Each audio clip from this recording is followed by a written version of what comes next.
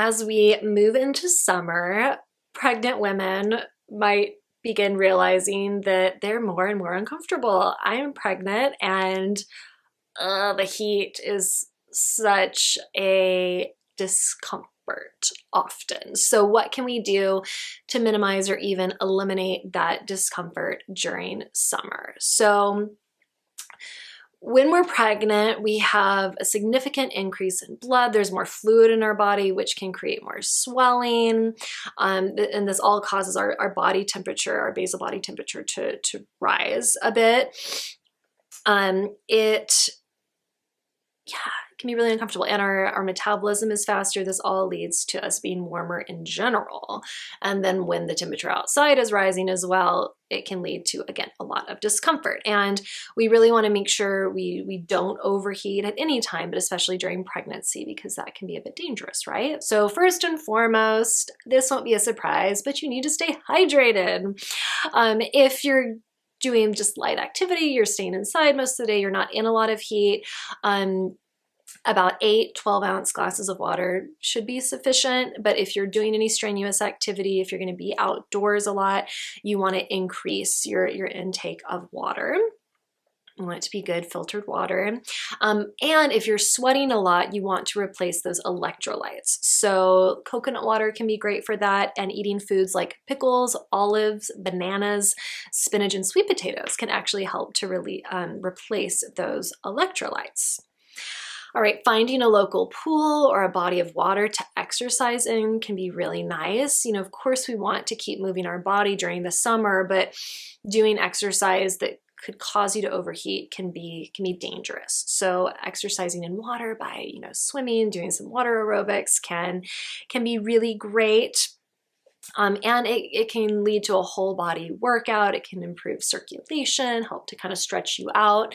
So whenever possible, to exercise in a safe body of water. You want to steer clear of warm food and drink. So not surprisingly, if you're having like a hot soup or a hot drink, you're going to get hotter, right?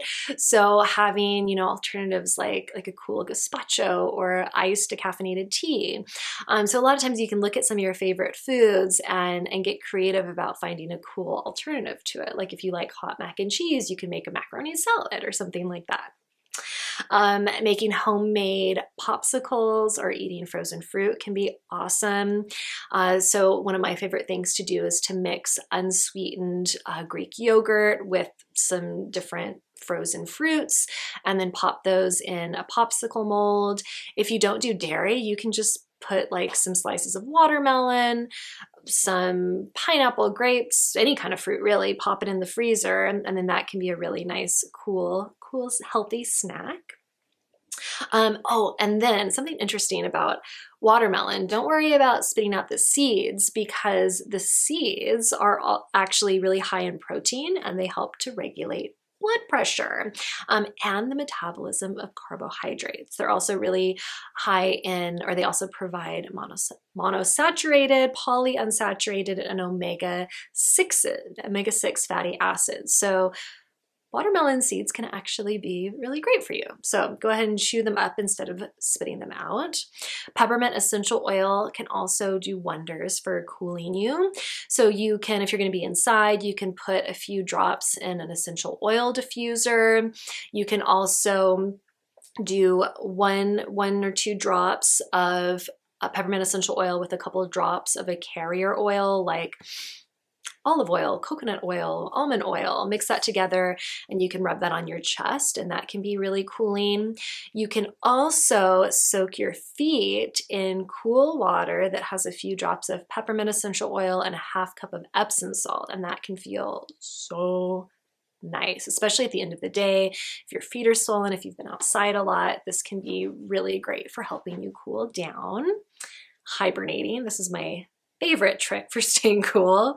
Finding like a cozy, cool room inside, closing the blinds, turning on the fan, turning on the AC if you have AC, letting yourself nap, not forcing yourself to go outside when it's really, really hot.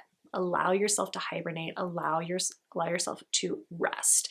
And it can also increase your energy, because that's another byproduct of being really hot, right? Is just feeling like your energy is totally zapped. So if you feel that way, let yourself rest. Something that is pretty interesting is there are house plants that can actually help to cool your indoor spaces. So some of my favorite plants for doing this is the aloe vera plant, ficus tree, fern, and the snake plant. So putting 1 or 2 of those in each room can help to actually cool the temperature in your house a little bit. You also want to wear loose, light, breathable clothing. So loose clothing, number one, it helps to prevent, like, you know, like when you're sweaty, if you have like polyester or something on, you just feel like, ugh, like sticky and icky. So the loose clothing, and it helps to keep you cool because it makes it easier for sweat to evaporate and cool your skin. And light colored linen clothing is especially great because the lighter color absorbs less heat, and then the linen, it's a really breathable fabric. So again, it makes it easy for the sweat to evaporate and cool your body. Opening windows at night and closing them in the morning. So if you don't have AC, like me, you can help to cool your house by, again, opening the windows at night. That pulls in, or that allows the cool air to come in. We also put like big box fans in our windows to actively pull in that cool air. And then first thing in the morning, before it starts getting hot, we close all the windows and the blinds to try to trap that cool air inside. And then finally create like a really cool sleep sanctuary. So for your pajamas, you can choose like loose, comfortable pajamas made out of cotton, silk, linen, and then use like a really light, breathable fabric for your sheets, like bamboo or some other moisture wicking material. You want to have some kind of moving air going on in your bedroom at night. You can get blackout curtains to prevent the sun from just like baking you in the morning. Something that we did in my house, like in the cooler months, we have like a pretty heavy duvet.